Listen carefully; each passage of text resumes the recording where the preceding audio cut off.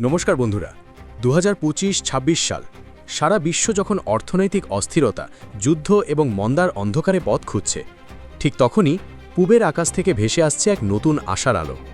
সেই আলো আর কেউ নয়, আমাদের দেশ ভারত। সদ্য সংসদে পেশ করা হয়েছে ইকোনমিক সার্ভে 2025-26। এই রিপোর্ট শুধু কিছু সংখ্যার সমষ্টি নয়, এটা ভারতের বিশ্বজয়ের এক দলিল। রিপোর্ট বলছে ভারত এখন আর শুধু উন্নয়নশীল দেশ নয়, বরং বিশ্ব অর্থনীতির গ্রোথ ইঞ্জিন। কিন্তু এই রিপোর্টে আসল সত্যটা কি? জিডিপি থেকে শুরু করে আপনার পকেটের টাকা সবকিছু কিভাবে পাল্টাচ্ছে? আজকের ভিডিওতে আমরা এই সার্ভের প্রতিটি পাতা উল্টাবো এবং দেখব ভারতের এই অভাবনীয় উত্থানের পেছনের আসল রহস্য। ভিডিওটি শেষ পর্যন্ত দেখবেন, কারণ শেষের তথ্যটি আপনাকে গর্বিত করবেই। সবার আগে অর্থনীতির মেরুদণ্ড অর্থাৎ জিডিপি নিয়ে কথা বলা যাক। ইকোনমিক সার্ভে 2025-26 স্পষ্ট জানিয়েছে ভারতের জিডিপি গ্রোথ রেট আনুমানিক 7% থেকে 7.5%-এর মধ্যে থাকবে। এখন প্রশ্ন হলো, এই সংখ্যাটা কি খুব বড়? উত্তর হলো হ্যাঁ, বিশাল। যেখানে আমেরিকা বা ইউরোপের মতো উন্নত দেশগুলো 1% বা 2% গ্রোথ রেট ধরে রাখতে হিমশিম খাচ্ছে, সেখানে ভারতের এই গ্রোথ রেট প্রমাণ করে যে আমাদের অর্থনীতির ভিত্তি কতটা মজবুত। আইএমএফ এবং বিশ্বব্যাংকও স্বীকার করেছে যে আগামী কয়েক বছর বিশ্ব অর্থনীতির মোট বৃদ্ধিতে ভারতের অবদান হবে প্রায় 20%। অর্থাৎ ভারত না চললে বিশ্বও থমকে যাবে। বন্ধুরা, একটা দেশ তখনই সুপার পাওয়ার হয় যখন সে নিজের জিনিস নিজে তৈরি করে। সার্ভে রিপোর্ট বলছে ভারতের ম্যানুফ্যাকচারিং সেক্টর বা উৎপাদন শিল্পে এক বিশাল বিপ্লব এসেছে। সরকারের পিএলআই বা প্রোডাকশন লিঙ্কড ইনসেন্টিভ স্কিমের ফলে মোবাইল, ইলেকট্রনিক্স এবং ওষুধের উৎপাদনে ভারত এখন বিশ্বের অন্যতম সেরা। একটা সময় আমরা মোবাইল ইম্পোর্ট বা আমদানি করতাম, আর আজ ভারত থেকে আইফোন এবং স্যামসাং ফোন বিদেশে রপ্তানি হচ্ছে।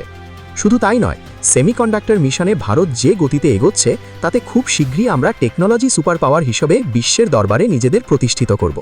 এর ফলে লক্ষ লক্ষ নতুন চাকরির সুযোগ তৈরি হচ্ছে। অর্থনীতি বড় হচ্ছে ঠিকই, কিন্তু সাধারণ মানুষের পকেটের কি খবর? এটাই তো আসল প্রশ্ন, তাই না? ইকোনমিক সার্ভে আমাদের জন্য দারুণ সুখবর এনেছে। রিপোর্ট অনুযায়ী ভারতের রিটেল ইনফ্লেশন বা খুচরো মুদ্রাস্ফীতি এখন 4%-এর নিচে। এর মানে হলো জিনিসপত্রের দাম এখন নিয়ন্ত্রণে। যখন বিশ্বের অনেক দেশে মুদ্রাস্ফীতি 10-12% ছাড়িয়ে গেছে, সেখানে ভারতের রিজার্ভ ব্যাংক বা আরবিআই এবং সরকারের সঠিক নীতির কারণে আমাদের দেশে জিনিসের দাম আকাশ ছোঁয়া হয়নি। এতে মধ্যবিত্তের সঞ্চয় বা সেভিংস সুরক্ষিত থাকছে। শহর তো এগোচ্ছেই, কিন্তু ভারত তো গ্রামেই থাকে। সার্ভে রিপোর্ট জানাচ্ছে ভারতের কৃষিক্ষেত্র বা এগ্রিকালচার সেক্টরও পিছিয়ে নেই। গত এক বছরে কৃষিতে গড় বৃদ্ধি হয়েছে সন্তোষজনক। সবচেয়ে বড় কথা, কৃষি থেকে উৎপাদিত পণ্যের রপ্তানি বা এক্সপোর্ট বেড়েছে। আমরা এখন বিশ্বের ফুড বাস্কেট হয়ে উঠছি। সরকার কৃষকদের জন্য যেসব ডিজিটাল সুবিধা এনেছে, যেমন ডাইরেক্ট বেনিফিট ট্রান্সফার বা শস্য বীমা, তার সুফল এখন পরিসংখ্যানে স্পষ্ট দেখা যাচ্ছে। একটা দেশের শক্তি মাপা হয় তার সিন্দুক দেখে। ভারতের ফরেক্স রিজার্ভ বা বিদেশি মুদ্রার ভাণ্ডার এখন $700 বিলিয়ন বেশি, যা সর্বকালের রেকর্ড। এর মানে কি জানেন? এর মানে হলো কাল যদি বিশ্বে কোনো বড় অর্থনৈতিক ঝড় আসে, ভারত তা অনায়াসেই সামাল দিতে পারবে। আমাদের টাকা বা ইন্ডিয়ান রুপি আন্তর্জাতিক বাণিজ্যে ধীরে ধীরে গ্রহণযোগ্যতা পাচ্ছে। অনেক দেশ এখন ডলারের বদলে ভারতীয় টাকায় ভারতের সাথে ব্যবসা করতে চাইছে। এটা কি ডলারের পতন আর রুপির উত্থানের ইঙ্গিত? সময় তাই বলছে। সবশেষে ভারত কোথায় যাচ্ছে? ইকোনমিক সার্ভে 2025-26 আমাদের একটা রোড ম্যাপ দিয়েছে। লক্ষ্য খুব পরিষ্কার, আগামী কয়েক বছরের মধ্যেই ভারত হবে বিশ্বের তৃতীয় বৃহত্তম অর্থনীতি, জাপান এবং জার্মানিকে পেছনে ফেলে। আর 2047 সালের মধ্যে আমরা হব বিকশিত ভারত বা উন্নত দেশ। ইনফ্রাস্ট্রাকচার বা পরিকাঠামোতে যে বিপুল খরচ করা হচ্ছে, নতুন হাইওয়ে, এয়ারপোর্ট, মেট্রো, এগুলোই সেই ভবিষ্যতের ভিত্তিপ্রস্তর।